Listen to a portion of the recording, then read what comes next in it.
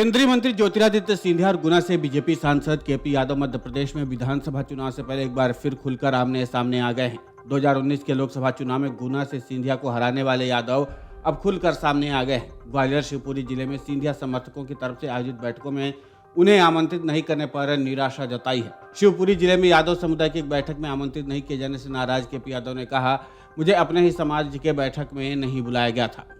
भीड़ में कुछ मूर्ख लोग भी होते हैं जिन्हें यह भी नहीं पता कि हमें मंच पे बोलना क्या है।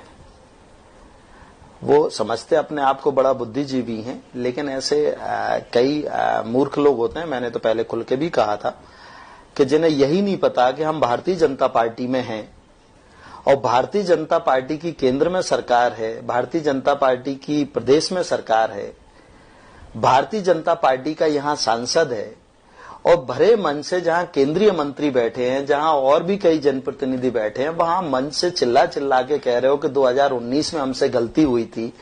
मतलब उनकी बुद्धि विवेक की मैं दाद देता हूं कि उनमें कहां से ये बुद्धि आती है, कहां से इस तरह की चीजें वो बोल लेते हैं। हिम्मत कहां से आती है कि जिसका खा रहे हो उसी की थाली में छेद कर रहे हो।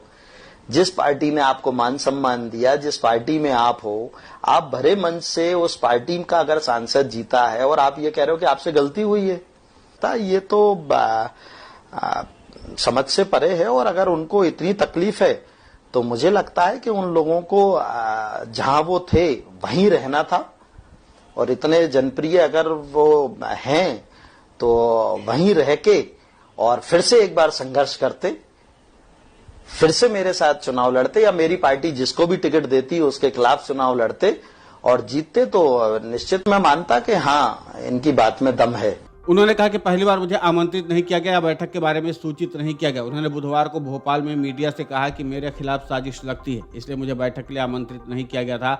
यादव की टिप्पणी सिंधिया के उस बयान के बाद आई जब शिवपुरी जिले में स्थानीय लोगों की एक सभा को संबोधित किया था। इसमें वो माफी मांग रहे थे। घटनाक्रम से जुड़े सूत्रों ने बताया कि सिंधिया ने अलग अलग समुदायों की 2 सभाओं केवट, माझी, यादव, वैश्य और कुछ अन्य को संबोधित किया।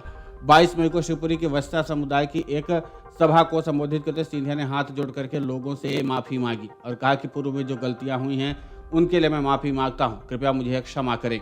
यादव ने बुधवार को कहा कि व्यक्तिगत मतभेदों को दूर रखने की जरूरत है और उन्हें आमंत्रित किया जाना चाहिए था क्योंकि वो क्षेत्र के निर्वाचित प्रतिनिधि हैं। यादव ने कहा कि इन चीजों से समाज में एक गलत संदेश जाता है, हमें एकजुट रहने की जरूरत है। मैं घटनाक्रम से निराश हूं। हालांकि सिंधिया और यादव के बीच अनबन कोई पहली बार सामने नहीं आई है, ऐसा पहले भी कई बार हो चुका है। केपी यादव ने पहले आरोप लगाया था कि उन्हें सिंधिया की बैठक में आमंत्रित नहीं किया गया था। बाद में प्रदेश बीजेपी नेतृत्व ने इन दोनों नेताओं के बीच मतभेद को पाटने की कोशिश की ताकि यह संदेश दिया जा सके कि अब सब चीजें ठीक हैं। इस बीच मध्य प्रदेश कांग्रेस ने बुधवार को अपने आधिकारिक ट्विटर हैंडल पर एक वीडियो साझा किया जिसमें यादव को ये कहते हुए सुना जा सकता है कि कुछ लोग समस्या पैदा करने की कोशिश कर रहे हैं, उन्हें फिर से मेरे खिलाफ चुनाव लड़ना चाहिए था और फिर यह दिखाता है कि वो कैसे लोकप्रिय हैं। सोशल मीडिया पर एक और वीडियो केपी यादव का वायरल हो रहा है जिसमें वो कह रहे हैं कि भीड़ में कुछ लोग मूर्ख होते हैं, उन्हें लगता है कि वो सबसे बुद्धिमान है, ये लोग जिसकी खा रहे हैं उसी की थाली में छेद कर रहे हैं। यह सब समझ से परे है भाई, जिस पार्टी में तुम हो उसी के खिलाफ तुम ऐसी बातें कर रहे हो।